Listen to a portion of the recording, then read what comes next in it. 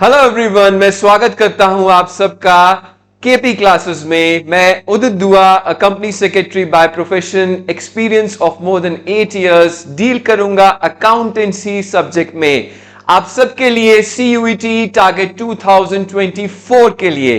तो सीयूईटी का एग्जाम 2024 का अकाउंटेंसी कॉमर्स बच्चों के लिए जो बीकॉम ऑनर्स के लिए टारगेट कर रहे हैं, मल्टीपल यूनिवर्सिटीज के लिए हम टारगेट के लिए यहां पे तैयार हैं। तो सीयूईटी में कॉमर्स में अकाउंटेंसी में हम क्या पढ़ेंगे इस वीडियो में मैं आपको वो बताऊंगा, and how the syllabus is been divided और कैसे आप उसमें डेफिनेटली बहुत अच्छा स्कोर कर सकते हैं। हम पूरा सिलेबस बहुत अच्छे से करेंगे और डेफिनेटली आपको प्रीवियस ईयर क्वेश्चंस और एमसीक्यूज की प्रैक्टिस भी बहुत अच्छे से कराएंगे। तो स्टार्ट करता हूं मैं यहां पे कैसे आप एनरोल कर सकते हैं लाइव बैचेस में। हमारे पास अलग अलग तरीके के बैचेस हैं केपी क्लासेस में, और यहां पे देखिए अलग अलग बैचेस जो मैं यहां पे लेके आया हूं आपके लिए। The first batch is called Sarathi batch. जो सारथी बैच है उसमें आपको सीयूईटी के लिए आपको जीटी जनरल टेस्ट और लैंग्वेजेस के यहां पे सारे डोमेन्स कवर किए जाएंगे। जब मैं लैंग्वेज के बारे में बात करता हूं तो लैंग्वेज में आपको लॉजिकल रीजनिंग भी कराई जाएगी, कॉन्ट भी आपको कराया जाएगा, you will be getting can't. उसके बाद आपको करंट अफेयर्स,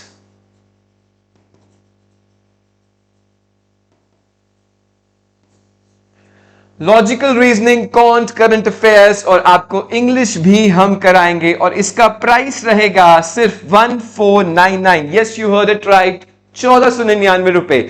ये आप एनरोल कर सकते हैं और इस बैच का नाम दिया है हमने साथी बैच। और दूसरा बैच जो हम लेके आए हैं आप सबके लिए, दैट इज कॉल्ड उड़ान बैच, जो कि आपका फास्ट ट्रैक रहेगा। अगर आप साइंस एनरोल स्टूडेंट हैं तो आप उड़ान बैच के लिए एनरोल कर सकते हैं, साइंस बैच का। अगर आप ह्यूमैनिटीज के स्टूडेंट हैं तो आप इसमें एनरोल कर सकते हैं। और जैसे कि मैं कॉमर्स में डील करता हूं तो कॉमर्स का बैच अगर आप एनरोल करते हैं तो इसमें आपको सारे सब्जेक्ट्स मिलेंगे जो आपको सारथी बैच में मिल रहे हैं, जीटी प्लस लैंग्वेज। और यहां पे accountancy, business studies, mathematics, entrepreneurship, law का सब्जेक्ट, जो भी आप इंटरेस्टेड हैं सब आपको मिलेगा यहां पे। और आपकी डेफिनेटली बहुत मजे से तैयारी कराई जाएगी ताकि आपका टारगेट सीयूईटी का हिट हो सके। और इसका price 1999, yes you heard it right, 1999 में आपको सब कराया जाएगा। तो इस लेक्चर में मैं आपको सीयूईटी अकाउंटेंसी का सिलेबस बताऊंगा और मैं यहां पे आपको लेके चल रहा हूं एनटीए की वेबसाइट पे, जहां पे हम डाउनलोड करेंगे सीयूईटी का सिलेबस अकाउंटेंसी का। तो देखिए दोस्तों, यहां पे मेरा है सीयूईटी की यहां पे वेबसाइट मेरे सामने, और यहां पे मैं सिलेबस पे गया और सिलेबस पे मैं जाना चाहता हूं कि अकाउंटेंसी का मेरा क्या सिलेबस है, क्योंकि मैं नादान हूं, मुझे नहीं पता। मैं अभी ये देखूंगा कि मेरे रिक्वायरमेंट क्या है अकाउंटेंसी के सिलेबस में। तो मैंने यहां पे अकाउंटेंसी का सिलेबस आ गया है और ये रहा आपके सामने, ये है अकाउंटेंसी का सिलेबस। तो जैसे कि मेरे यहां पे दिख रहा है, अकाउंटेंसी का जो पेपर होगा आपका, उसमें कितने क्वेश्चंस होंगे? 50 क्वेश्चंस होंगे, जिसमें आपको अटेम्प्ट करने हैं 40 क्वेश्चंस। यस, क्या इसमें नेगेटिव मार्किंग है? यस, हर क्वेश्चन का आपको करेक्ट आंसर में +5 मार्क्स मिलने वाले हैं और गलत क्वेश्चन में -1 नेगेटिव मार्किंग होने वाली है। तो मतलब क्या हुआ? 40 क्वेश्चंस इंटू 5, 200 मार्क्स का आपका अकाउंटेंसी रहने वाला है। और यहां पे सिलेबस कैसे डिवाइडेड है, कैसे हम प्रिपेयर करेंगे, वो जानने की कोशिश करते हैं। सबसे पहले हम कंसेप्ट्स के ऊपर काम करेंगे कि कंसेप्ट क्या है, कैसे सारी चीजें होती हैं, क्या आपके 2-3 कैटेगरीज में सिलेबस डिवाइडेड है। पहला यूनिट है आपका, जो मैं बात करूंगा, अकाउंटिंग फॉर एनपीओस। जब मैं अकाउंटिंग फॉर एनपीओस की बात करता हूं तो सबसे पहले बताऊंगा मैं कि एनपीओ होता क्या है।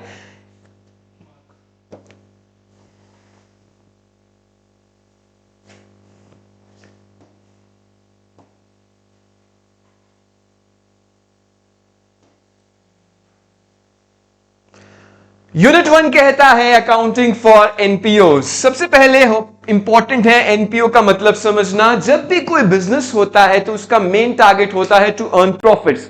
जब कोई बिजनेस प्रॉफिट ना कमाने के उद्देश्य से कोई ट्रस्ट या चैरिटेबल इंस्टीट्यूशन हो जो एनपीओ कहलाता है, तो उसको हमारी अकाउंटिंग की प्रिस्क्राइब तरीका अलग हो जाता है। उसमें हमारी अकाउंटिंग नॉर्मल तरीके से नहीं होती, कुछ और अकाउंट्स बनते हैं। तो एनपीओ की अकाउंटिंग हमें समझनी है, उसका मीनिंग, उसके एग्जाम्पल्स।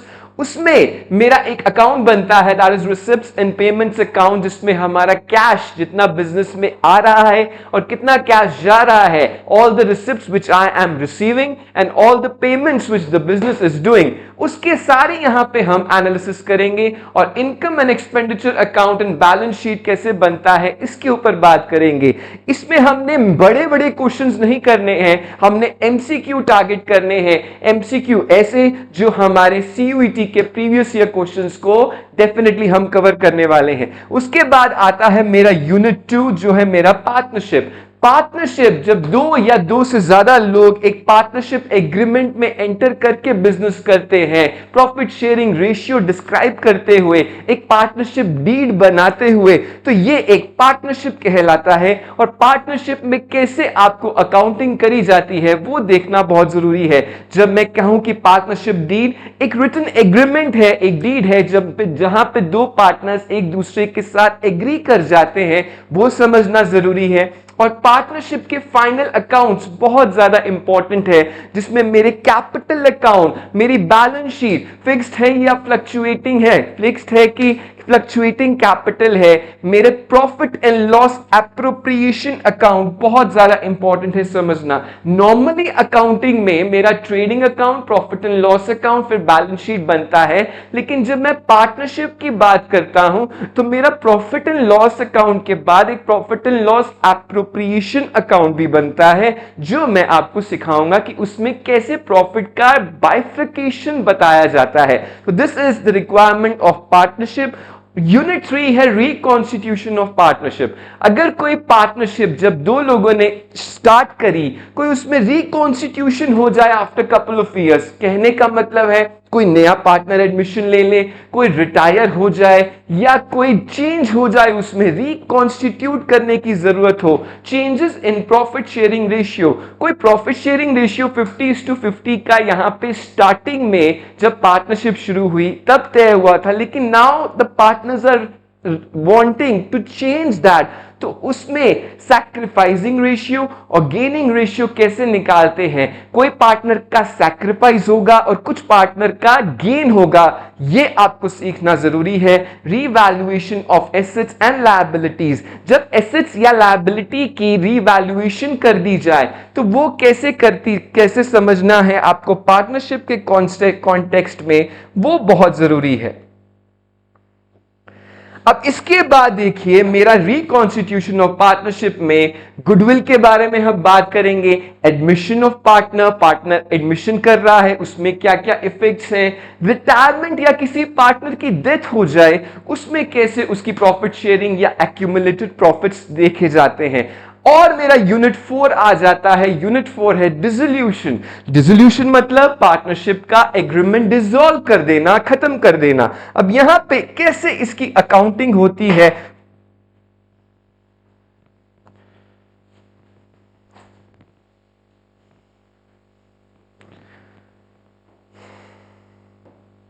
डिसोल्यूशन ऑफ पार्टनरशिप, जब कोई पार्टनरशिप डिसॉल्व हो जाए तो एक अकाउंट बनाया जाता है जिसे मैं कहता हूं रियलाइजेशन अकाउंट, वो समझेंगे। और इसके ऊपर कैसे क्वेश्चंस आ रहे हैं एमसीक्यूज के थ्रू, पास्ट ईयर क्वेश्चन सब आपको कराए जाएंगे।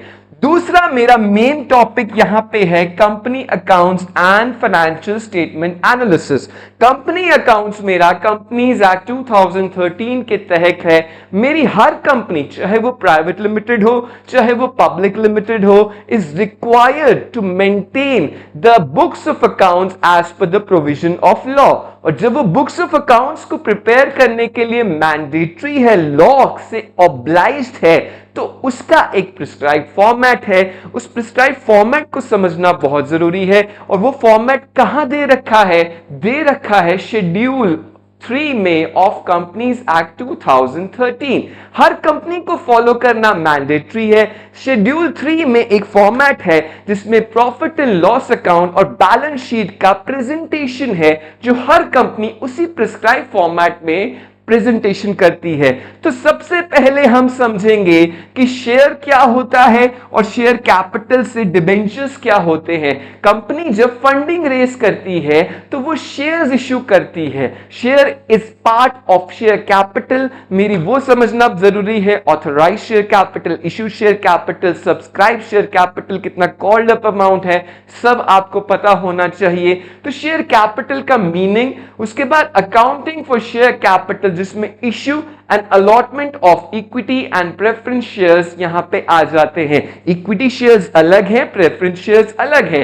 जब मेरी इक्विटी शेयर्स की बात करूं तो when I purchase a share of Reliance industry that is equity share, और मैं इक्विटी शेयर से अपने शेयर होल्डर बन के रिलायंस इंडस्ट्री का शेयर होल्डर बन जाता हूं। और यहां पे प्रेफरेंस शेयर्स क्या होते हैं, कैसे इक्विटी और प्रेफरेंस से डिफरेंट है, वो समझना जरूरी है। ओवर सब्सक्रिप्शन हो सकता है, अंडर सब्सक्रिप्शन हो सकता है। आपने देखा होगा आईपीओ आते हैं, that is initial public offer. जब भी आईपीओ आएगा तो यहां पे कंपनी फंडिंग रेस करेगी। जैसे अभी हाल ही में पिछले 2023 में एक बहुत फेमस आईपीओ आया टाटा ग्रुप का, दैट इज टाटा टेक्नोलॉजीज। हर दिन, हर थोड़े थोड़े दिनों में 2023-24 में बहुत सारे आईपीओ आ रहे हैं। आईपीओ का मेन पर्पस क्या है, company wants to give shares, allot shares and collect the funds for, and the funds can be used for payment of debts और it can be used for some expansion.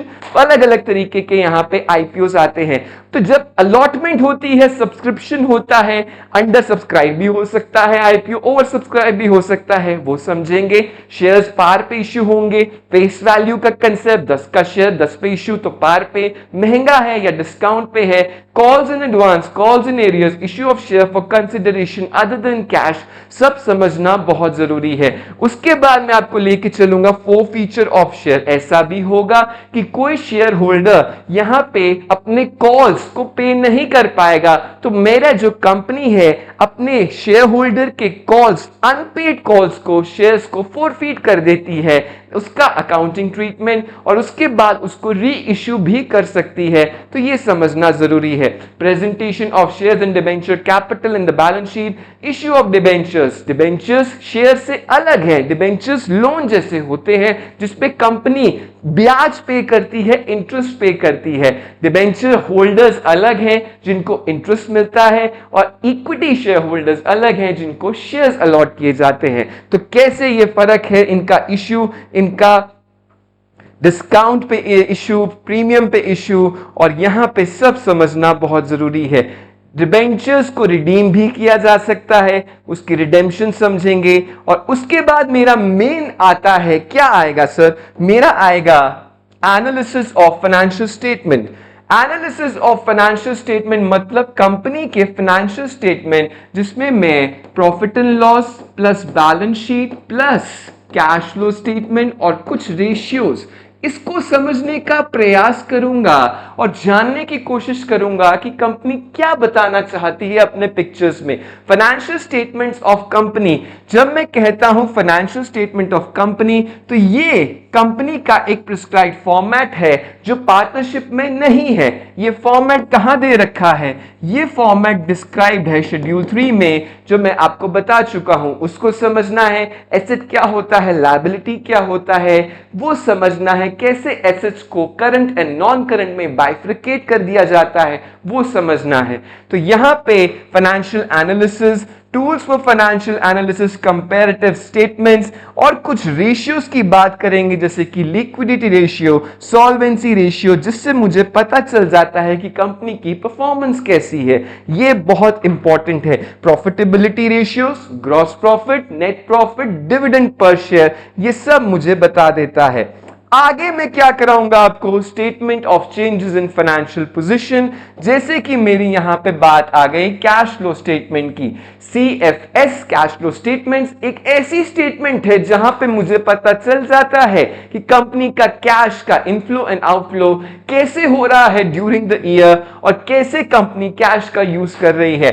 उसके बाद कुछ topics आते हैं computerised accounting system के, जो use किए जा रहे हैं अकाउंटिंग के सॉफ्टवेयर एंड अकाउंटिंग के कंप्यूटर बेस्ड सॉफ्टवेयर। जैसे कि मुझे कंप्यूटर अकाउंटिंग सिस्टम्स की बात करनी है, दैट इज CAS। इसका क्या मतलब होता है? आपने देखा होगा सब कुछ कंप्यूटराइज्ड है, टैली हो गया, बिजी हो गया, ERP हो गया, सारे काम आज की डेट में कंप्यूटराइज्ड होते हैं। तो बेसिकली आपको बेसिक नॉलेज बताई जा रही है using of computer accounting system, जिसको स्टेप्स कहते हैं, preparation of charts, data entry कैसे करते हैं, data entry, data validation, data verification, adjustment entries कैसे यहां पे की जाती है। लास्टली मुझे एक टॉपिक और पढ़ना है, accounting using database management system, DBMS, जिसे मैं प्यार से कहता हूं। डाटाबेस मैनेजमेंट सिस्टम क्या है ये समझना जरूरी है, कैसे इस सॉफ्टवेयर से अलग अलग रिपोर्ट्स क्रिएट हो जाती हैं, अकाउंटिंग जो अकाउंटेंट्स कर रहे हैं कैसे ये हेल्प करता है, उसको समझना बहुत जरूरी है। उसके बाद स्प्रेडशीट्स का टॉपिक है, जो स्प्रेडशीट्स हम यहां पे यूज करते हैं एक्सेल में। आपने माइक्रोसॉफ्ट एक्सेल का नाम सुना होगा, तो स्प्रेडशीट्स कैसे यूज करी जाती है अकाउंटिंग एप्लीकेशन में। अलग अलग फॉर्मूलेज हैं, अलग अलग आप प्रैक्टिकल वर्ल्ड में कल को काम करेंगे, तो ये डेफिनेटली इलेक्ट्रॉनिक स्प्रेडशीट का बेसिक बातें आपको पता होनी चाहिए। तो ये है सिलेबस NTA के द्वारा CUET का कॉमर्स डोमेन में अकाउंटेंसी का, जो हम कवर करने वाले हैं बहुत ही डिटेल में, covering all the concepts, covering all the MCQs and previous year questions. तो मिलते हैं लाइव क्लास में, till then take care, good bye, bye bye.